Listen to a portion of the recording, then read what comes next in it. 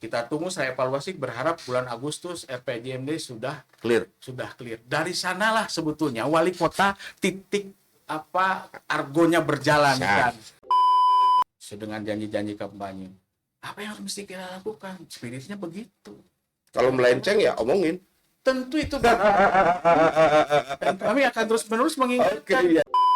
Termasuk juga hitung barrier-barriernya itu menjadi halangan-halangan.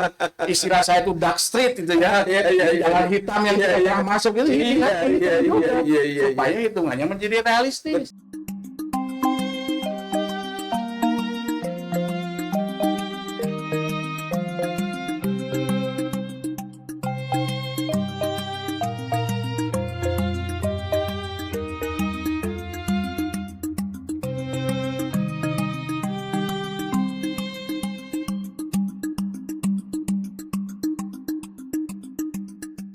Assalamualaikum warahmatullahi wabarakatuh. Salam sejahtera untuk kita semua. Om Swastiastu, Namo Buddhaya, salam kebajikan, rahayu, rahayu, sampurasun.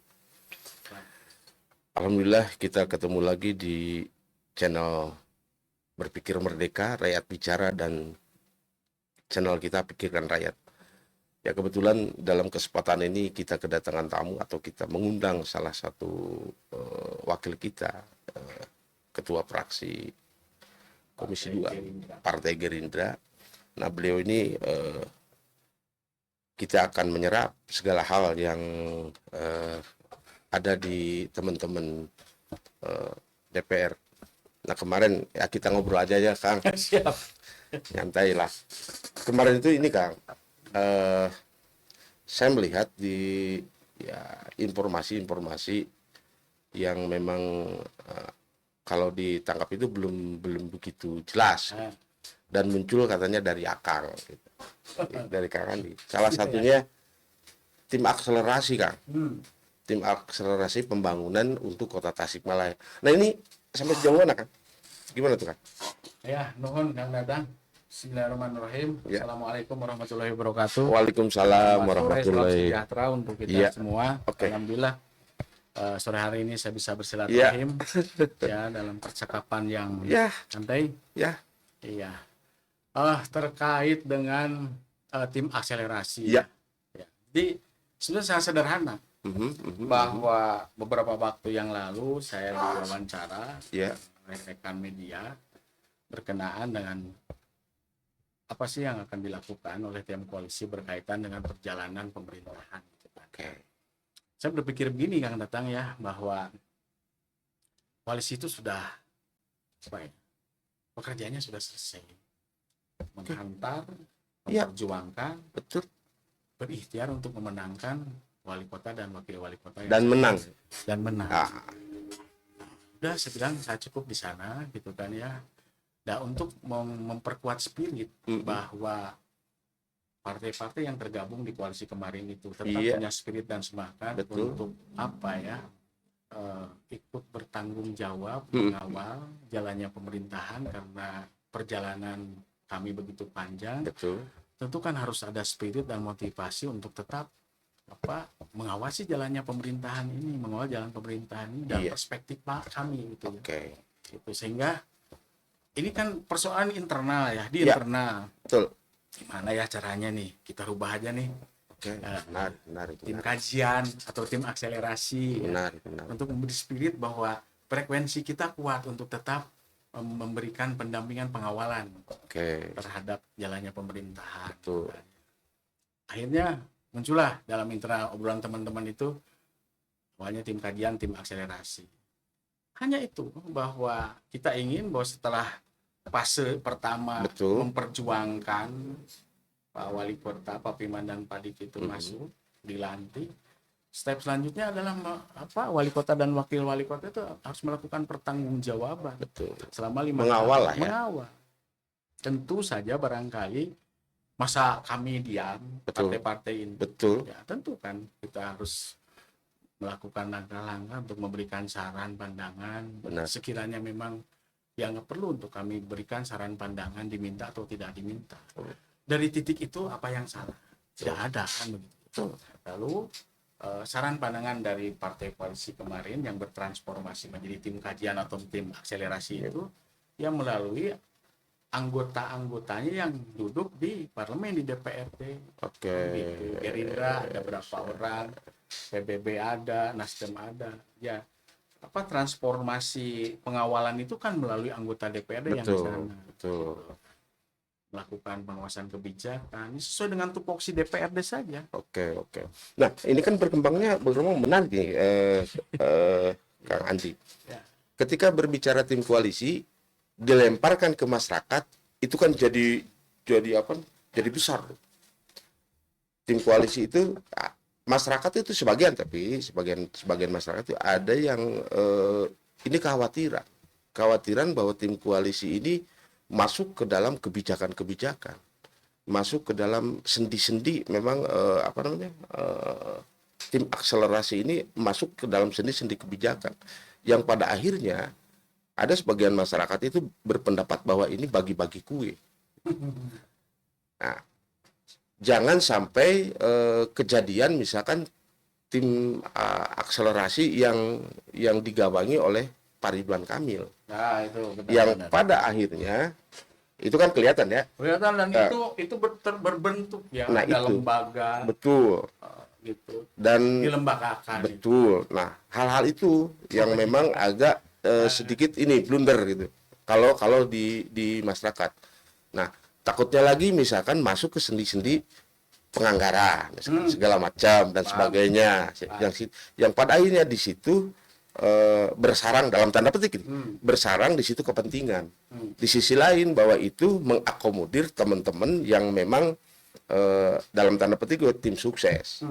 Nah, keinginan teman-teman di luar itu, tim koalisi itu memang dari berbagai sektor, termasuk akademisi di situ, terus termasuk ya ahli-ahli ekonom dan sebagainya, termasuk ahli kebijakan dan sebagainya, gitu.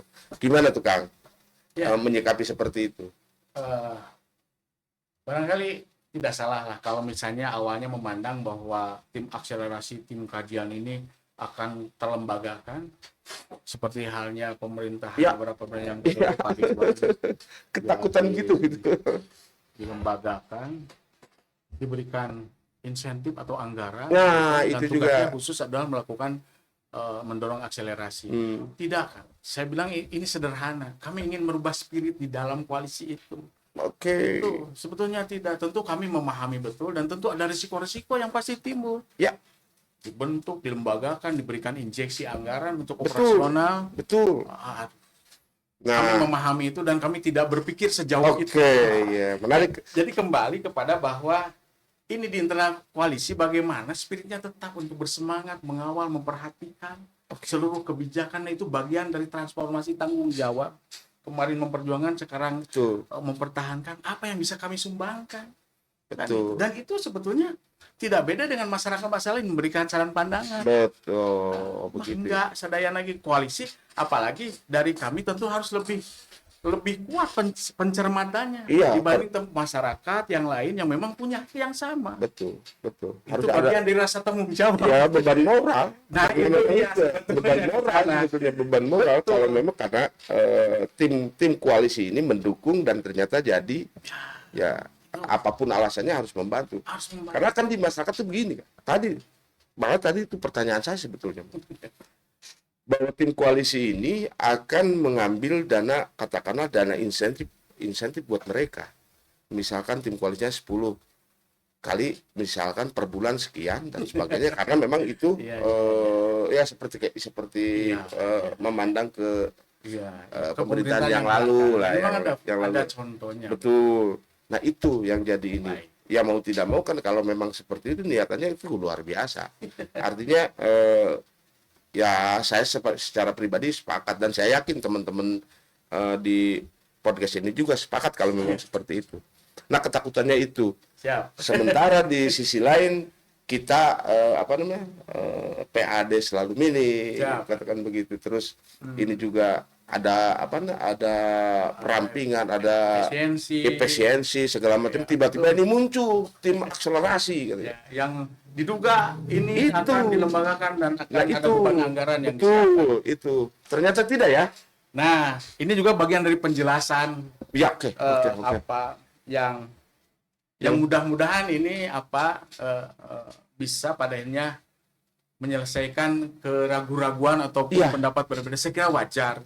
Sangat wajar. Saya pada saat itu juga ingin menjelaskan dalam waktu yang tepat, sehingga kan ada pendapat-pendapat, oh ini begini dari seluruh pemangku kepentingan. Saya kira itu bagus, bagian dari diskursus ya gitu. Betul. Oh gini, saya respon itu sangat positif. Oh berarti saya harus menjelaskan kembali sebetulnya juga persoalannya, kepastiannya seperti apa.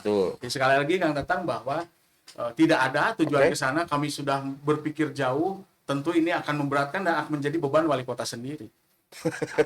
Apalagi kondisi dengan ini. Kami hanya ingin merubah spirit di dalam koalisi. Apa sebetulnya kita harus tetap bertanggung jawab, mengawal gitu kan. Siapa yang harus paling depan ya kami. Jadi sudahlah, supaya ini menjadi energi, kita rubah nih tim kajian, tim akselerasi, sehingga kita tetap bersemangat mengawal itu dan bagian pertanggungjawaban moral. Tetapi bukan berarti hanya tim ini yang bisa memberikan masukan, tidak. Kanalisasi itu dilakukan dan banyak caranya. Oleh aspirasi ke DPR, oleh aspirasi dalam bentuk teman-teman di luar itu menyampaikan dialog, aspirasi dan sebagainya. Dan itu berbarengan, mangga. Kami barangkali koalisi yang ada perwakilan di DPRD, dia harus menajamkan tugas pokok fungsinya di DPRD. Kan gitu, melakukan pengawasan, memberikan budgeting, lalu legislasi, buatan peraturan, itu bagian transformasi yang harus tetap dijaga. Ini mas sekedar informasi aja ya Kakang. Ya, ada juga sih yang berpikir seperti ini. Wah, nantinya dia itu dalam tanda petik ya, cawe-cawe nantinya. Maksudnya cawe-cawe itu bisa mengkanalisasi kegiatan-kegiatan di A, di B, di C. Nah, tim akselerasi ini yang memang nantinya akan kemana-mana gitu, akan merambah dan sebagainya. Itu ketakutan masyarakat sebagian, Kak. Wajar. Waduh, sangat. Ada berpikiran seperti itu karena saat itu konotasinya yang tadi. Iya. Kesana karena memang kita ngelihat contoh gitu. Masyarakat itu kan kacamata kuda, Kak. Nah, kalau memang ada pemaparan seperti ini, ya saya pikir clear. Artinya clear, tidak sedemikian rupa jauh, gitu. Ya, tidak sedemikian apa yang teman-teman di luar dikhawatirkan, mengkhawatirkan. Hanya kita ingin buat spirit di dalam bahwa kami harus bertanggung jawab penuh, sebagaimana teman-teman warga masyarakat juga memperhatikan dengan seksama jalannya pemerintahan ini. Kita bersama-sama mengawal lah ya. Tidak ada konsekuensi apa-apa, tidak ada batasan apa-apa, tidak ada tujuan spesifik apa-apa. Tidak ada yang pakai ya. Dan tidak ada misalnya melakukan pengaturan nggak ada ya. Dalam pikiran kami tidak sejauh itu. Kami hanya menjaga spirit di kami. Benar. Asik. Saya kira udah clear ya. Kalau memang seperti ini juga suara-suara sumbang katakanlah sumbang. Suara-suara sumbang di masyarakat bahwa tim akselerasi ini mereka itu berpikir begitu. Kang Andi sudah memaparkan sedemikian rupa. Karena kenapa saya mengundang Kang Andi ke sini itu ya karena memang munculnya dari beliau, artinya harus ada pertanggungjawaban bener apa enggak. Nah, ternyata kan tidak gitu.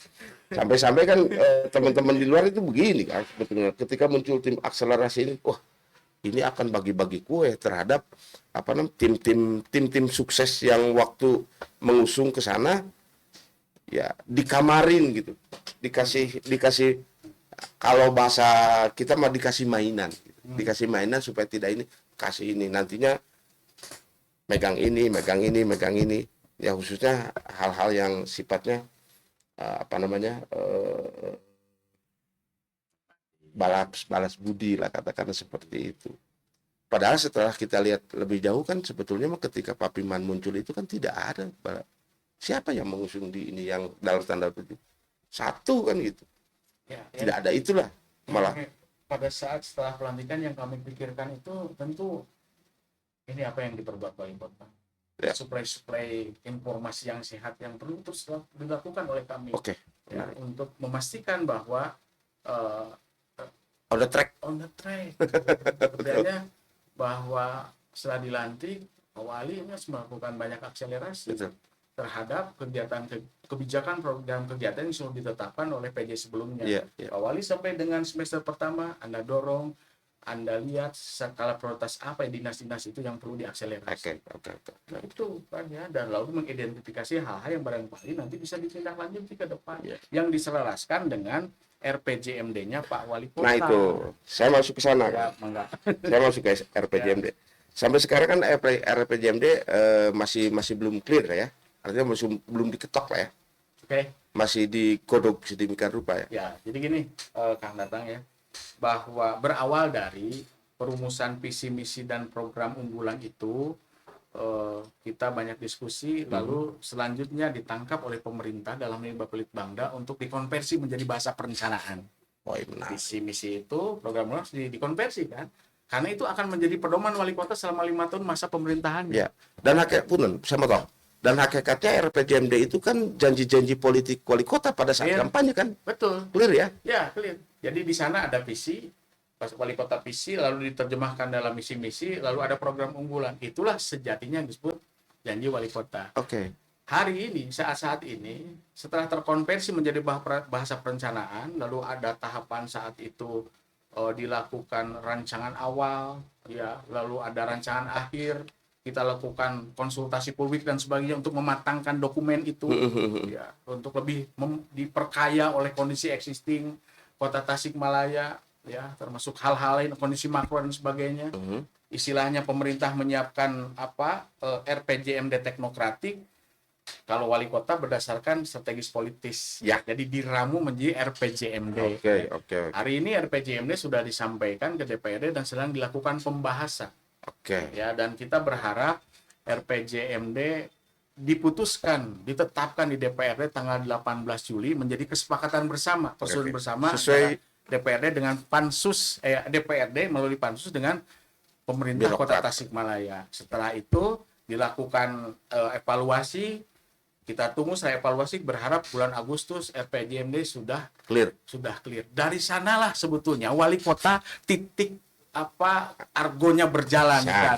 Dan tentu masyarakat mangga, silakan lakukan pencermatan, evaluasi dan sebagainya. Sepakat saya. Ya, artinya kemarin misalkan dengan kekisruhan kemarin kita akui dengan kekisruhan kemarin dan sebagainya, sebetulnya itu belum on the track ya.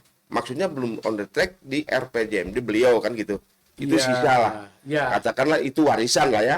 Bahwa wali kota di fase pasca pelantikan tanggal 20 Februari sampai semester pertama bulan Juni, ya, beliau melaksanakan kewajiban melanjutkan rencana pembangunan daerah 2023-2026 yang ditetapkan oleh PJ sebelumnya, di mana diturunkan di tahun 2025 ini ada isu strategis, arah kebijakan, arah pembangunan.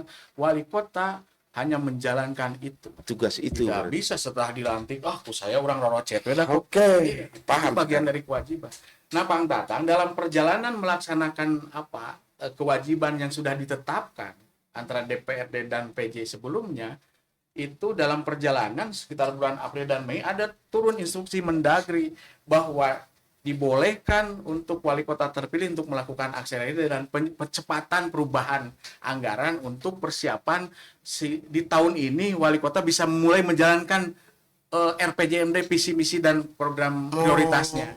Ada instruksi Mendagri supaya memberikan ruang dan kesempatan buat para kepala daerah yang terpilih melalui pemilihan bersama, supaya ada ruang di waktu yang bisa lebih cepat lagi, bisa memulai menata, merancang, merumuskan rencana pembangunan strategisnya. Pertama dari dukungan anggaran, yang kedua dari diserahkan dengan RPJMD yang sedang dibahas dan atau akan ditetapkan. Jadi Mendagri memberikan ruang. Awalnya kan gini Kang Datang, dalam tahun 2025 ini sudah wali kota kan menjalankan keputusan yang dulu yang beliau harus konsisten, konsekuen menjalankan. Tapi pemerintah pusat bagus, itu apa dia ngelaksanakan wali kota ya? Mulai tahun ini akhirnya ada turun untuk dilakukan percepatan perubahan APBD, perubahan kebijakan dan konkordan dengan pembahasan RPJMD. Sehingga kita berharap selesai bulan Juli pembahasan ada evaluasi turun menjadi ketetapan ketetapan menjadi Perda RPJMD. Kita berharap Agustus sudah clear segala sesuatunya, dan dari sana mari kita cermati bersama perjalanan wali kota selama 5 tahun ke depan. Siap. begitu kan. Ya, paham, saya paham. Dah hakikatnya bahwa wali kota itu sebetulnya ketika dia punya kekuasaan yang luar biasa itu 6 bulan ya. Artinya kalau tadi dibilang, kalaupun misalkan tadi di pertengahan adalah instruksi-instruksi. Ya. Sementara pembangunan yang lalu itu masih jalan, tentu saja ada penyesuaian. Ya. Yang jelas hakikatnya gerbangnya itu nanti di bulan Agustus, mudah-mudahan ketika RPJMD ini ditetapkan, dari situ mulai sebetulnya hakikatnya. Jadi perda, bukan ranperda lagi, dan masuk lembaran daerah dan nomornya sejatinya dari situ. Oke. Perjalanan 5 tahun itu bisa. Iya. Bagaimana untuk melakukan evaluasinya, Mas? Bisa, DPRD ada instrumen untuk melakukan evaluasi. Tiap tahun ada LKPJ, laporan keterangan pertanggungjawaban wali kota. Di sana diukur tiap tahun itu pencapaian tahapan, capaian sasaran. Jadi ada instrumen di DPRD untuk melakukan pengawasan, penilaian terhadap jalannya pemerintahan sesuai dengan peraturan perundang-undangan. Masyarakat pun tentu melalui saluran-saluran tertentu boleh menyampaikan pikiran, pandangan, saran, bahkan kritik ya untuk apa yang objektif untuk memastikan bahwa pembangunan wali kota tetap berjalan dalam relnya, melaksanakan dengan penuh rasa tanggung jawab RPJMD yang di dalamnya ada program-program prioritas. Betul. Dan tim akselerasi itu sebetulnya itu membentengi itu. Kami ingin memastikan. Iya. Sebetulnya Pak Data paham. Semangatnya ingin memastikan. Paham saya. Loh, ini RPJMD sudah disepakati bersama. Hati-hati. Ya. Silahkan mulai rancang kegiatan, kebijakan, program kegiatan yang jangan sampai keluar dari itu. Kami akan mengingatkan itu. Itu sesuatu yang produktif, yang positif, kan, Kang Tata? Sangat. Itu sangat. Ya. Tidak ada hal di luar itu. Enggak ada. Ya kita tinggal nunggu saja. Kayaknya begini barangkali kan. Bolehlah. Pihak-pihak lain mungkin punya kepentingan. Ya enggak apa-apa. Aja. Sangat. Tapi tim ini yang berawal dari koalisi ini harus ada rasa tanggung jawab moral yang kuat. Paling depan. Itulah posisi kami ingin mengakselerasi itu. Ya kalau misalkan apa yang diusung oleh teman-teman koalisi misalkan menjadikan ini dan ini tidak jadi apa-apa, itu tanggung jawab tim koalisi loh. Artinya ada dosa kalau memang tidak diusung sedemikian rupa, tidak dijaga kebijakannya, tidak dikawal sedemikian rupa, ya mau tidak mau. Itulah Kang. Jadi berawal dari spirit. Bagaimana caranya? Kita memastikan wali kota melaksanakan penuh konsisten dan konsekuen segala apa yang sudah ditetapkan. Dengan janji-janji kampanye. Apa yang mesti kita lakukan? Spiritnya begitu. Kalau melenceng ya omongin. Tentu itu. Dan kami akan terus-menerus mengingatkan. Kami akan melakukan pengawalan. Silakan Anda lakukan pekerjaan Anda. Betul. Sepakat saya. That's it. Hanya itu. Ya, keren. Berarti apa yang diobrolkan tentang kekhawatiran bisa apa-apa. Sekarang bagian argumen itu tinggal nanti kita mendengar hal-hal yang lain dan itu wajar memang. Di dalam sebuah bernegara itu ada yang kontra itu sangat wajar, itu protein sebetulnya. Protein buat jamu lah itu mah. Ya. Betul, tergantung kita bisa menangkap. Iya. Yang jelas harus objektif, harus memang mengakar dan sebagainya, itu jamu. Ya. Ini nih. Ya sebentar, saya Wali, kalau ada yang menyampaikan aspirasi, tekanan, suara yang kuat, ingat, jangan lihat intonasinya tapi substansinya harus Anda tahu. Iya. Begitu. Ya karena pada dasarnya teman-teman yang memang noise lah kalau bahasa saya itu, bukan voice ya, noise dari masyarakat itu sebetulnya mereka juga ingin membangun tasik hakikatnya gitu dengan cara yang lain. Saya meyakini banyak yang berdasarkan persepsi itu. Iya. Kang Datang masih bersuara itu sesuatu yang sangat positif. Ya. Cobi paminu calik anu teu nyarosna naon doa teh keulu kamu setuju atau tidak kan begitu. Kalau teraktualisasikannya tersampaikan ya, kita bisa menang. Ya minimal unek-unek hilang lah gitu. Unek-unek hilang dan kita menang, oh ini bagian dari keresahan. Ya, itu. Oh ini bagian dari kekhawatiran. Oh ini kan itu bisa ditangkap dan diramu menjadi sesuatu yang positif. Oke. Sepakat untuk disampaikan kepada kepala daerah. Ingat loh, sebetulnya itu bahwa ada harapan, ada kekhawatiran. Anda harus formulasikan menjadi sebuah kebijakan strategis dan Anda harus tunjukkan bahwa Itu ekspektasi masyarakat itu Iya, begitu tinggi apa yang terhadap dikatakan masyarakat yang noise itu salah gitu-gitu. termasuk jawab dong Iya nanti dong, dengan iya, langkah-langah iya. yang konkret. Oke. Kan itu harapan. Clear, Kang? Clear. Clear. Kita masuk ke zona lain nih, Kang. Oke. Masuk zona lain yang konon bahwa Akang itu kan apa namanya? Salah satu menanggung jawabi tentang PAD lah ya. Artinya keuangan dan sebagainya. Baik. Ya, ini menarik ini. Nah, ini nih, yang menariknya itu ada salah satunya nih. Ada targetan yang memang setelah diketok palu misalkan targetnya sekian tapi realisasinya di luar itu. Sementara misalkan kalau kita mapping secara matematik di lapangan itu tidak mungkin segitu. Bisa apa yang diketukan di dewan di DPR itu misalkan 2 juta misalkan 2 juta. Tapi kecapaiannya itu hanya 1,4 misalkan. Tapi setelah di mapping di lapangan sebetulnya ini potensinya 2 juta bisa lebih sebetulnya kalau di luar itu dalam tanda petik sehat. Gimana kan? Baik. Misalkan parkir. Baik. Saya bicara yang agak itu dulu ya, makro dulu. APBD kita, ya, anggaran pendapatan belanja daerah kita dalam beberapa tahun ini ke belakang itu hanya di angka 1,7 triliun anggaran pendapatan dan belanja. Kecil. PAD kita, pendapatan asli daerah itu. Pendapatan daerah itu di dalamnya ada PAD, lain-lain pendapatan yang sah. Hanya di kisaran 450 miliar. Dari mana untuk menutup itu? Sejatinya memang kita masih bergantung terhadap pusat dan provinsi. Banyak Kang datang daerah seperti kita ini kurang lebih ada 150 kota kabupaten di Indonesia yang memang perbandingan APBD belanja dengan pendapatan itu masih jauh. Dan memang faktanya seperti itu. Ya harus ada atensi dari pusat dan daerah untuk menyeimbangkan APBD itu. Ke depan kita berharap sedikit demi sedikit ketergantungan itu mulai berkurang, mulai upaya-upaya kreasi, inovasi dan pengalihan potensi yang terus menerus. Melakukan evaluasi, monitoring yang kuat.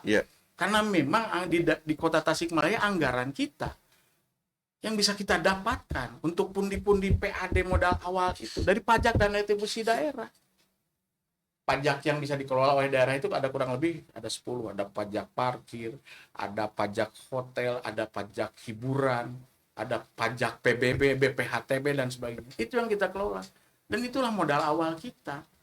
Lalu ada retribusi. Nah, itu dia. Retribusi itu ada retribusi tepi jalan yang disebut retribusi parkir, retribusi jasa umum, retribusi jasa usaha, retribusi jasa tertentu. Kita ramu, kita kumpulkan kurang lebih 450. Berapa minusnya kan? Dari 1,7 ke 4,9 masih banyak. Kita perlu perhatian Jakarta dan ini memang menjadi PR ke depan step by step pemerintah yang berkelanjutan ini harus memikirkan itu. Siapa tahu nanti Jakarta punya persoalan yang berat yang nanti atensinya akan berkurang. Iya betul. Walaupun memang potensi apa yang bisa kita gali memang inilah yang menjadi tantangan, bukan persoalan, tantangan. Kita memang tidak punya alam. Untuk kita create menjadi sesuatu yang bisa kita kapitalisasi menjadi sebuah PAD langsung atau tidak langsung. Kondisi Tasik 10 kecamatan, 69 kelurahan, karakteristiknya banyak kota. Hanya itu, Pak. Pajak dan retribusi daerah. Nah, yang retribusi nih yang jadi masalah nih. Nanti kita menuki ke sana. Siap. Kita juga sedang memikirkan di luar itu apa yang bisa kita lakukan gali lagi sebuah potensi ke depan. Aset daerah. Kita punya tanah-tanah cari ke ex desa yang menjadi milik kota sekarang, yang bisa coba kita lakukan upaya-upaya tata kelola aset yang profesional, yang terbuka, transparan, sehingga itu bagian dari misalnya kita kerjasamakan dengan pihak swasta, dengan pihak lain, apakah bangun serah guna atau itu namanya apa Kang Datang?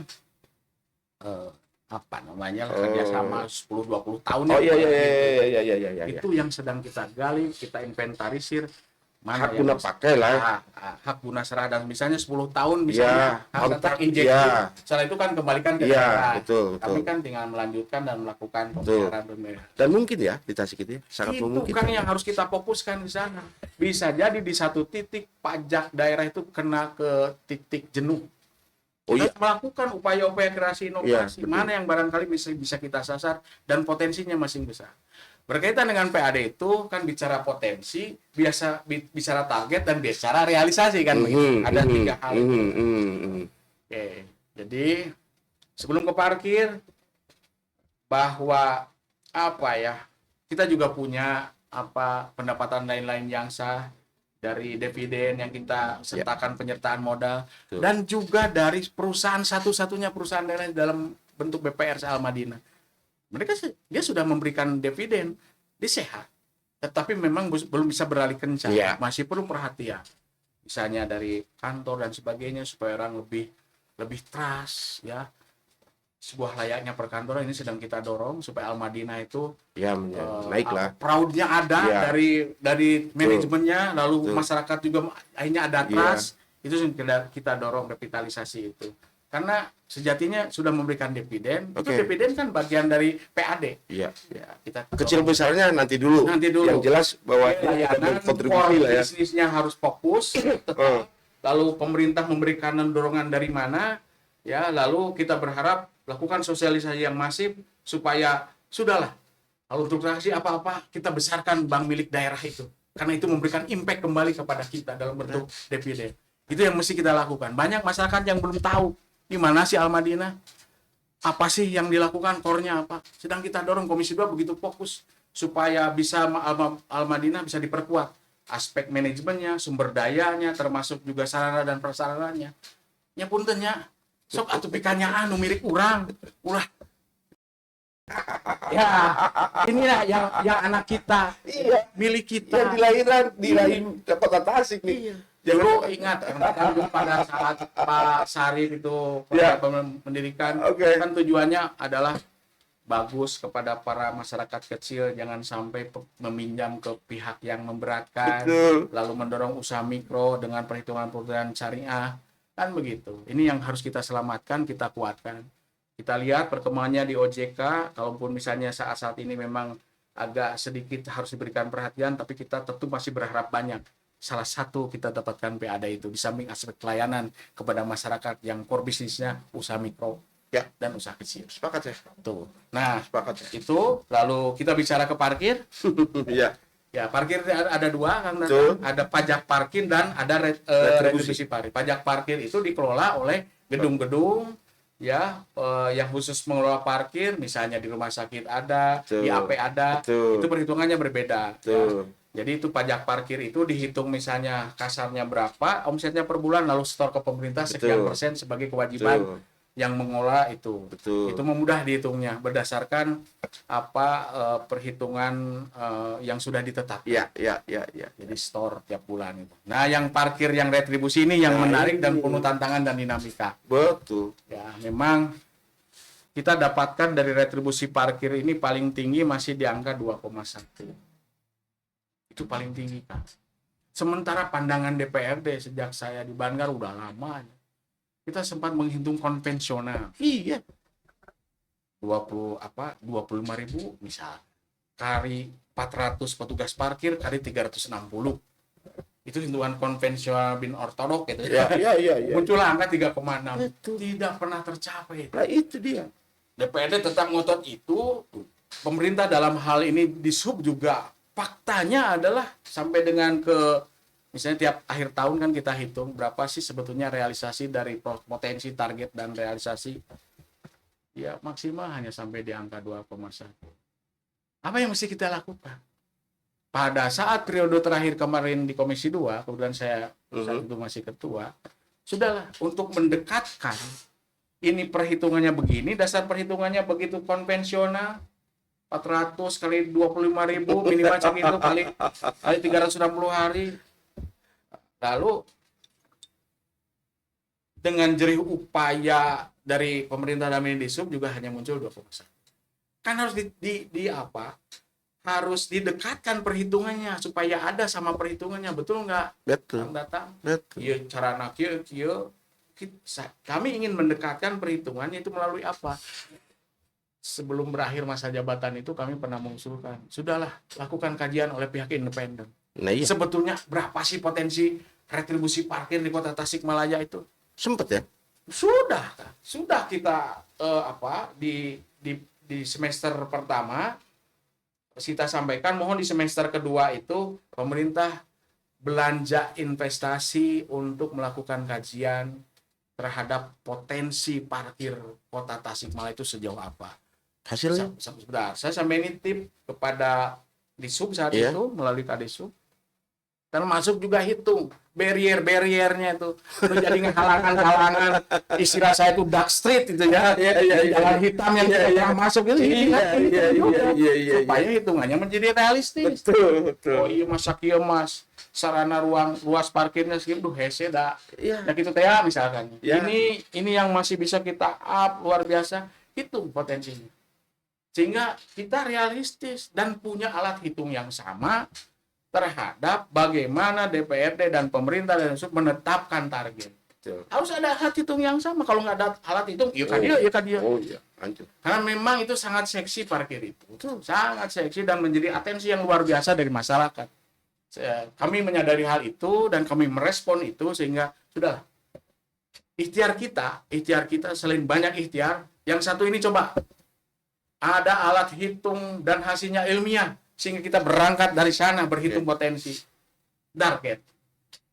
Ya kita berharap di 2025 ini guidance-nya sudah ada kan. Seperti apa, kita belum mendengarkan progres yang resminya seperti apa, sehingga kita bisa lihat, oh ini potensi.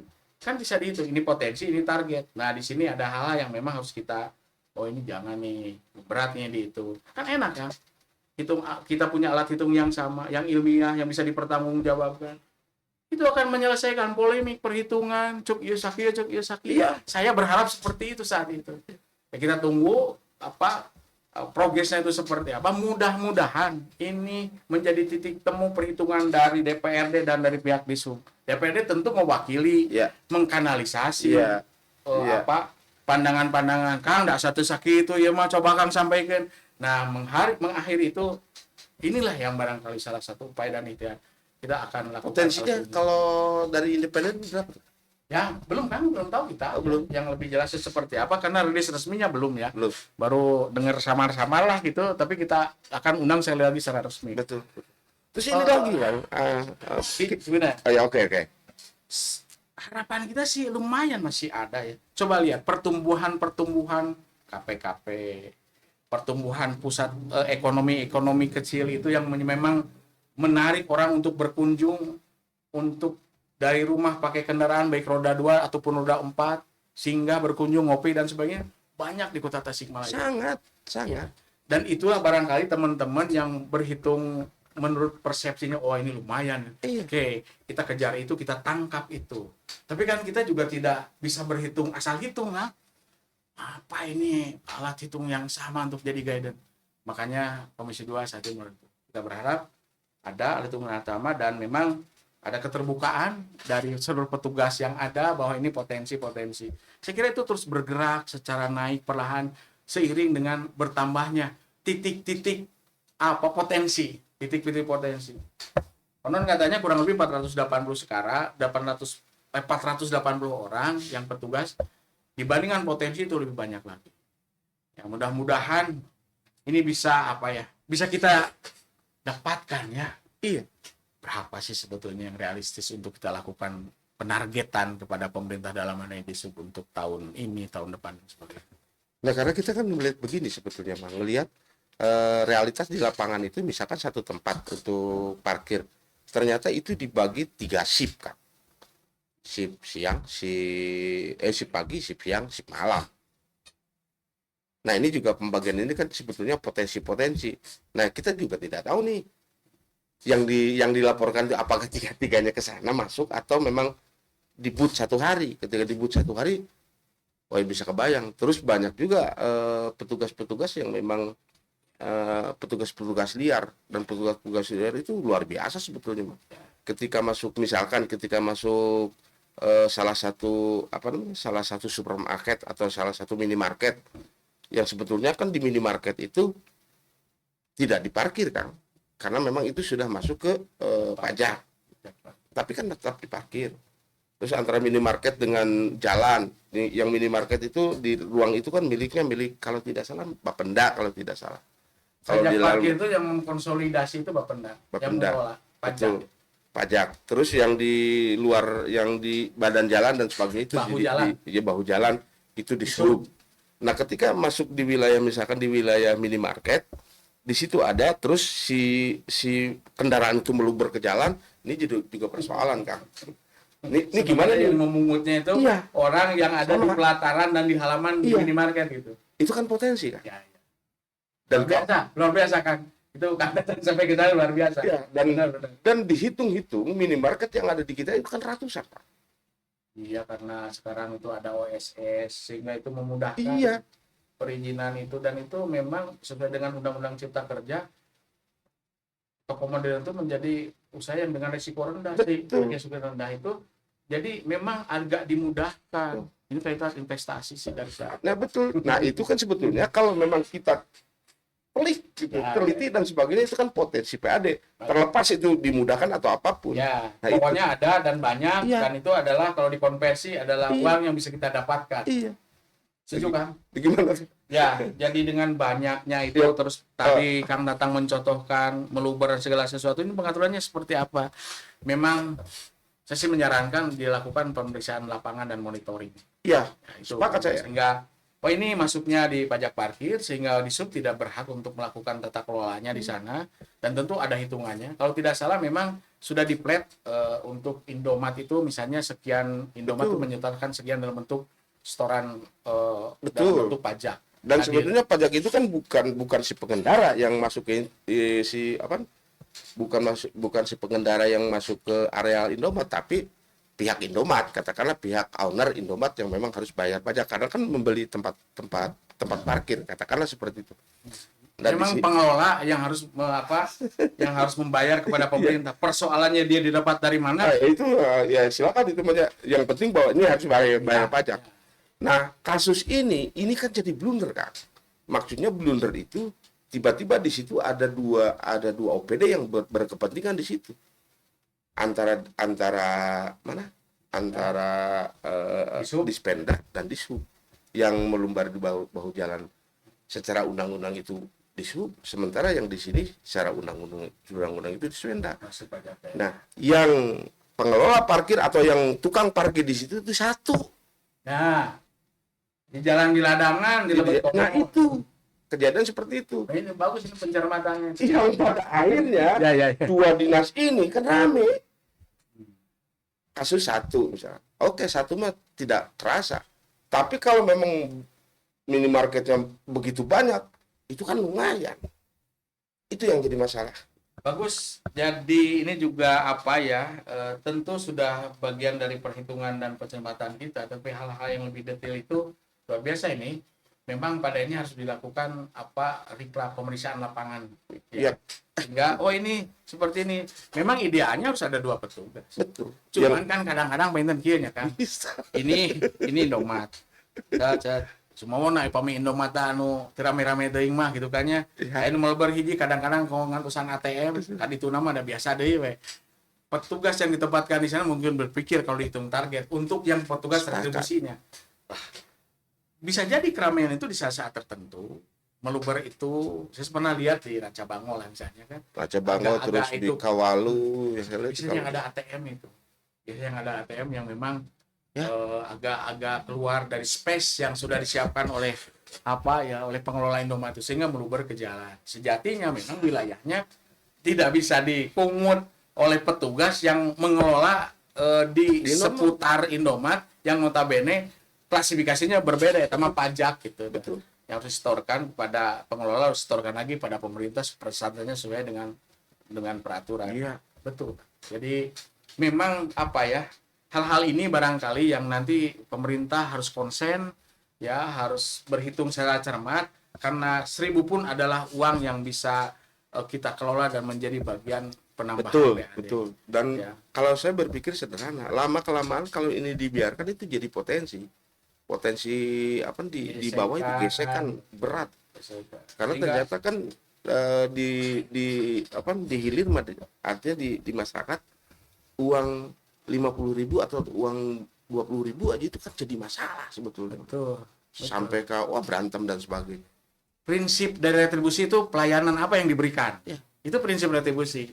Sehingga boleh masyarakat bertanya, saya bayar 2006 melakukan pelayanan apa? Betul. Pengaturan, penempatan, Betul. dan misalnya apa pada saat mau keluar juga diberikan layanan supaya tidak terjadi alur yang lalu lintas yang bisa membahayakan. Dan ditambah lagi petugasnya itu tidak punya label. Artinya ini petugas, entah siapa petugasnya, tiba-tiba tidak ada tanda ini dari mana, itu kan bahaya juga itu. Saya kira itu ya Kang Datang. Kelihatannya yang di luar yang 480 yang resmi yang Nah disampaikan. iya makanya itu.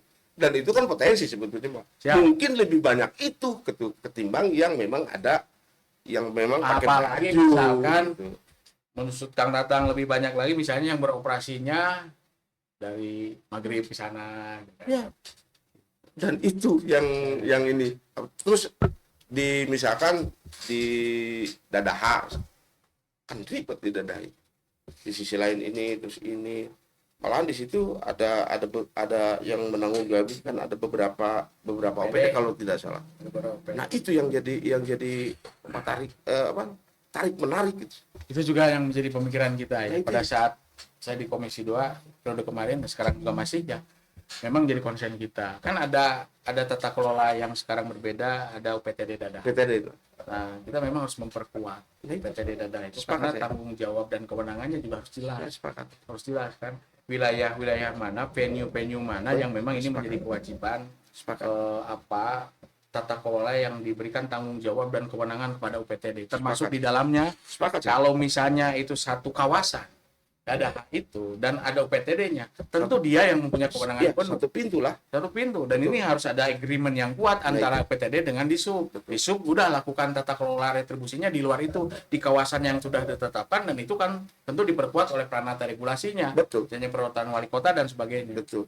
Nah di sana kita memang betul, apalagi di hari-hari sekarang kan luar biasa masyarakat itu kaitan apa kebutuhan akan hidup sehat, olahraga ya. Di satu sisi ada kegiatan-kegiatan ekonomi yang berjalan secara berkala, dan itu orang banyak datang, dan itu adalah kendaraan, dan itu adalah potensi. Betul. Dan anehnya setiap berbicara tentang PAD di Dadaha itu semuanya tidak tercapai. Padahal secara kasat mata, nggak mungkin ini tidak tercapai. Kita akan lakukan segera evaluasi. Ternyata di situ memang banyak kepentingan. Inilah, ke anulah. Wah kacau di sini. Ya ada. Ya, paham lah di sini. Tapi enggak apa-apa, itu existing memang seperti itu. Betul. Tapi bagaimana ini tetap berjalan, memang kita tidak bisa menafikan Betul. ada kepentingan itu, tetapi memang pengaturan kita harus kuat. Betul. Sharingnya itu seperti apalah supaya terjaga suasana kondusif, dan target kita juga harus kita dapatkan. Betul. Saya kira itu bisa dilakukan,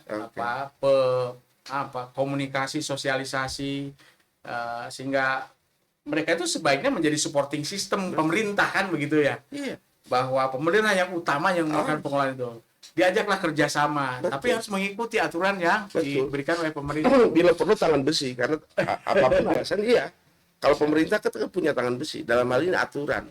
Nah, aturan ini memang ditegakkan, terus misalkan ada kepentingan ya memang diakomodir sedemikian rupa. Tapi memang itu harus konsekuen terhadap aturan yang ini. Betul. Karena apapun alasannya kita hidup di Indonesia itu, tubuh kita itu sesuai dengan aturan-aturan berbangsa dan bernegara. Nah kadang-kadang ini kan ya tahu sendiri. Pak Ani lebih paham lah di wilayah lapangan seperti itu. Ya, tapi dengan bisa jadi sesuatu yang kolaboratif lah. Pemerintah melakukan penataan, pemerintah membuat regulasi. Ayo kita bareng-bareng misalnya bersama, tapi semua harus mengikuti aturan itu. Ada pikiran bisa berjalan bersama-sama. Dan kami lihat dengan konsep seperti itu pun masih bisa kita mendapatkan yang lebih. Atau mungkin di pihak ketiga kan, mungkin kan? Itu juga sebuah model ya. Iya. Bisa jadi kan. Bagaimana upaya-upaya bahwa ini ada potensi, ini ada target, ini ada realisasi. Pendekatannya kan bisa menjadi berbeda, dan itu menjadi tantangan. IQM misalnya mungkin tidak dengan pihak ketiga. Sesuai dengan regulasi, kalau memungkinkan kenapa tidak dilakukan kajian. kan begitu. Apapun itu, ada beberapa tempat yang juga sudah melakukan kerjasama dengan pihak lain. Memang salah satunya kalau dikerjasamakan dengan pihak lain tidak ada risiko buat pemerintah itu. Itu maksudnya gitu. Enak aja pemerintah, enak menerima uang. Kewajiban untuk melakukan pembayaran terhadap petugas atau apa, pemerintah hanya clear saja menerima bersihnya. Iya betul. Tuh, ya. Aman lah betul. Ada semacam kerjasama waktu Sumedang lah kalau tidak salah ya, sistem parkir berlangganan gitu kan ya.